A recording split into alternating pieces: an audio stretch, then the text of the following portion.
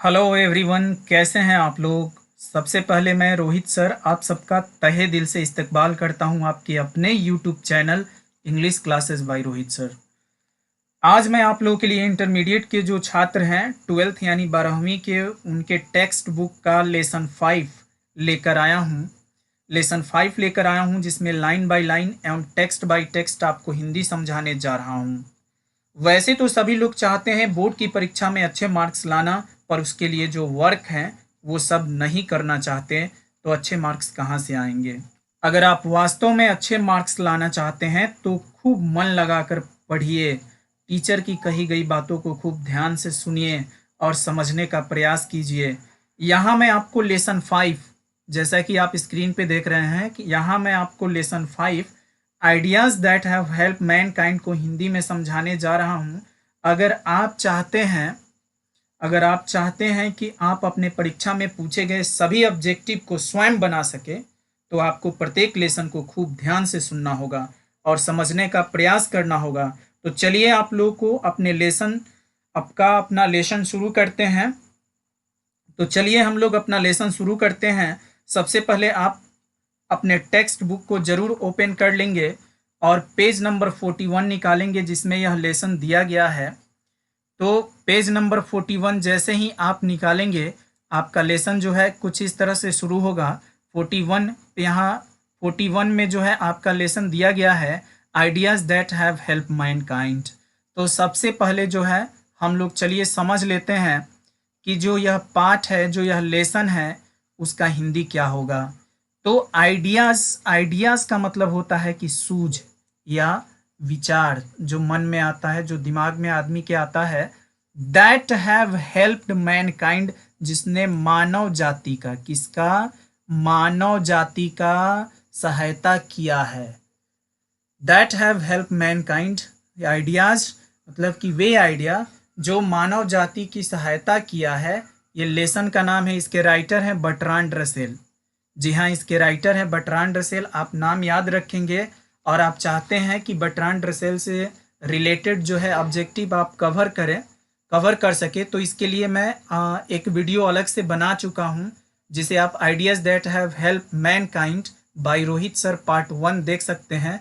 उसमें मैंने जो इस लेसन का वर्ड मीनिंग है, यानी इसी चैप्टर का जो ग्लोसरी एंड नोट्स इंग्लिश में जो वर्ड दिया गया है उसका मीनिंग मैंने समझाया है। और साथ ही साथ मीनिंग के बाद जो है मैंने बर्ट्रांड रसेल का इंट्रोडक्शन इंग्लिश और हिंदी दोनों में मैंने यहाँ समझाया, जो आपके टेक्स्ट बुक में दिया है। एकदम लाइन बाय लाइन मैंने उसमें एक्सप्लेन कर दिया है। तो अगर आप जानना चाहते हो बर्ट्रांड रसेल, जैसे इनका पूरा नाम बर्ट्रांड आर्थर विलियम रसेल है। जी हाँ, इनका पूरा नाम बर्ट्रांड आर्थर विलियम रसेल है और इनका जन्म 1872 ईस्वी में और इनकी मृत्यु 1970 ईस्वी में। मैं ज़्यादा डिटेल में नहीं जाऊंगा क्योंकि मैं इस पर एक डिटेल से वीडियो बना चुका हूं। तो मैं आपसे रिकमेंड करूंगा कि अगर आप ये वीडियो देखना चाहते हैं तो पहले आप राइटर जो हैं बर्ट्रांड रसेल, उनके बारे में जान लें। तो उस वीडियो को देख लें, उसके बाद इस वीडियो को देखें ताकि आपको अच्छा से समझ में आए। तो यहाँ मैं आपको जो है सबसे पहले शुरू करता हूँ पैराग्राफ नंबर 1 जो आपके लेसन का दिया गया है, इसको समझाने का प्रयास करता हूँ। यहाँ आप देखेंगे कह रहा है कि before we can discuss this subject, we can discuss this subject, कह रहा है कि before we can discuss this subject we must form some conception, we must form some conception as to the kind of effect. तो चलिए पहले इसको हम लोग समझ लेते हैं। कह रहा है कि इससे पहले कि हम इस विषय पर चर्चा कर सकें, we can discuss this subject, इस विषय पर चर्चा कर सकें, we must form some conception as to the kind of effect that we consider a help to mankind. कह रहा है कि इससे पहले कि हम इस विषय पर चर्चा कर सकें, हमें उस तरह के प्रभावों के रूप पर कुछ विचार करना चाहिए जिसे मानव जाति के लिए एक मदद मानते हैं। वी कंसीडर, जिसे हम क्या मानते हैं, वी कंसीडर का मतलब हुआ कि हम मानते हैं। ए हेल्प मतलब एक सहायता या मदद, टू मैनकाइंड यानी किसके लिए, मैनकाइंड के लिए, यानी मानव जाति के लिए। आर मैनकाइंड हेल्प्ड, आगे कह रहा है क्या चीज, ध्यान से देखिए इसको और समझते हुए इसको जो है आपको आगे बढ़ना है। आर मैन काइंड हेल्प, यानी ये जो लाइन है यह पैसिव वॉइस का है। जी हाँ, पैसिव वॉइस का। अगर आप किसी भी लेसन का, किसी भी चैप्टर का, किसी भी बुक का इंग्लिश टू हिंदी ट्रांसलेशन करना चाहते हैं तो आपको मैं एक ट्रिक बताता हूँ जो आपके लिए बहुत ही ज़रूरी है। 3 चीज़ें आपके पास होनी ही होनी चाहिए। पहला है वर्ड पावर।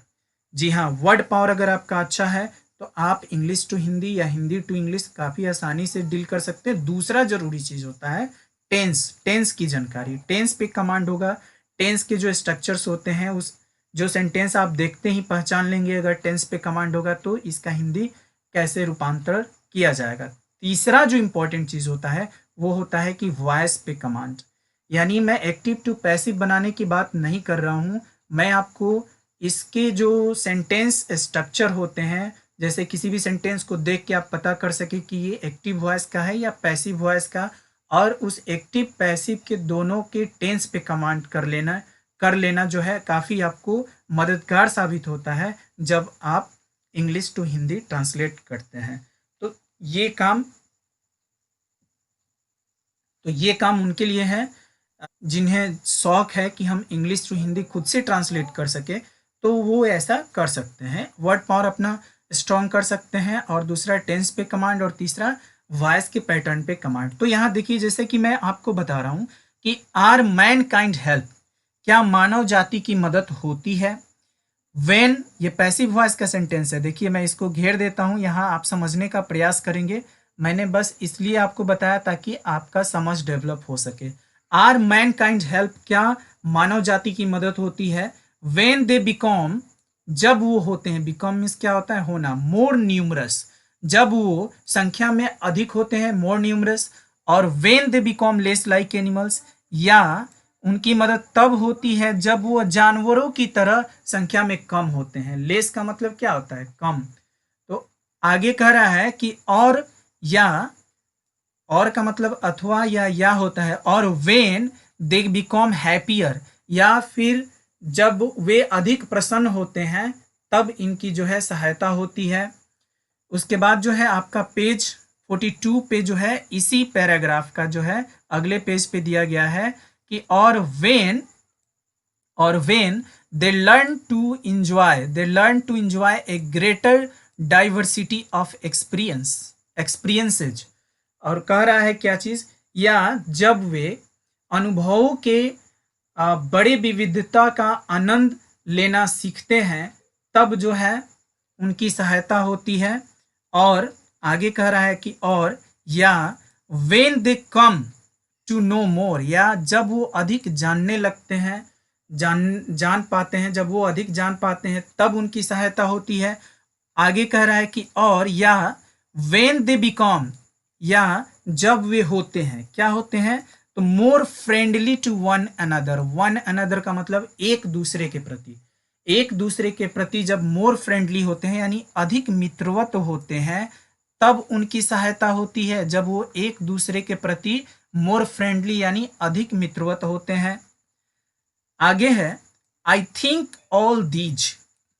थिंक मुझे लगता है, ऑल दीज मीन्स ये सभी, थिंग्स यानी चीजें, come into our conception of what helps mankind. कह रहा है कि ये सभी चीजें जो है हमारी जो अपने कॉन्सेप्शन है यानी कि जो विचार है उसमें आते हैं कि व्हाट हेल्प्स मैनकाइंड, कि जो मानव जाति की सहायता करते हैं, ये सभी विचार हमारे मन में, हमारे कॉन्सेप्ट में, हमारे कॉन्सेप्शन में आते हैं कि मानव जाति की सहायता होती है। कब होती है, तो इसका जिक्र जो है यहाँ दिया गया है। क्या कह रहा है कि मानव जाति की सहायता होती है जब वो संख्या में अधिक होते हैं, और when they become less like animals, या जब वो जानवरों की तरह जो है कम होते हैं यानी उनकी संख्या कम होती है। और व्हेन दे बिकम हैप्पियर, या फिर वो अधिक प्रसन्न होते हैं। और when they learn to enjoy greater diversity of experiences, या फिर वो अनुभवों के जो है बहुत बड़े विविधता का आनंद लेने लगते हैं तब उनकी सहायता होती है। और when they come to know more, या फिर वो अधिक जानने लगते हैं या जान पाते हैं तब उनकी सहायता होती है। और when they become more friendly to one another, और जब वो एक दूसरे से अधिक मित्रवत होने लगते हैं, हो जाते हैं, तब उनकी सहायता होती है। I think all these conceptions, all these things come into our conception of what helps mankind. मेरे ख्याल से मुझे लगता है कि ये सभी चीज़ें हमारे कॉन्सेप्शन में आती है, हमारे विचार में आती है कि व्हाट हेल्प्स मैनकाइंड, जो मानव जाति की सहायता करती हैं। आगे कह रहा है कि and I will say a प्रीलिमाइनरी, and I will say a preliminary word about them, and I will say, और मैं कहूँगा, ए प्रीलिमाइनरी, एक प्राथमिक वर्ड यानी कि शब्द, एक प्राथमिक शब्द कहूँगा, अबाउट देम, उनके बारे में, उनके बारे में क्या कहूँगा, एक प्राथमिक शब्द, प्रीलिमाइनरी यानी एक प्राथमिक शब्द कहूँगा। तो ये आपका पैराग्राफ नंबर 1 का हिंदी है, जिसे मैंने यहाँ पे एक्सप्लेन किया है। इसके बाद हम लोग पैराग्राफ नंबर 2 का हिंदी देखेंगे।